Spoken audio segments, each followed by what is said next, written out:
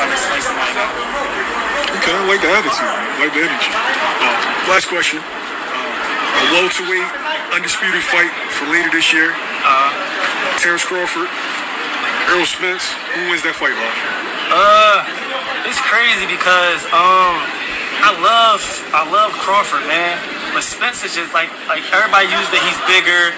He got a crazy body attack, but Crawford got a crazy body attack as well. So if I was to go for it, if I was to say the fight to go all the way, I would go for Crawford. But if it was to be a knockout, I would say Spence.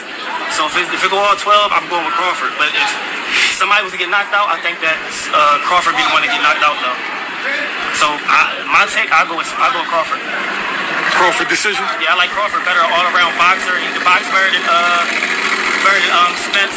And I think the inside game is just the same damn near. You know, Spence has a little bit more over him with the body-wise, but I think they both can fight the inside. I mean, and Crawford got the advantage because he can switch it up, and he's deadly from each side. So I'll go with Crawford. How would you fight Errol Spence?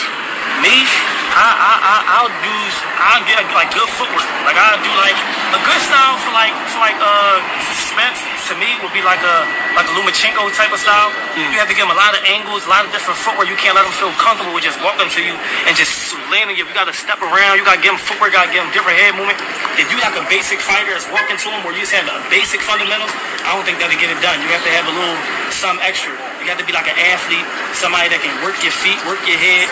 I think that'll throw him off a little bit. If you can't throw him off, you ain't gonna throw him off walking to him. You ain't gonna throw him off just standing right in front of him trying to box him. You gotta give him different type of angles. So I think like a LOMACHENKO style would be like kind of perfect for like a Spence style. You feel like that was the mistake that Ugas made against him? He just stood in front of him? Yeah, you can't stand in front of him. He's already big for the weight. I mean, he was fighting at what 54 in the amateurs. He's super strong at 47.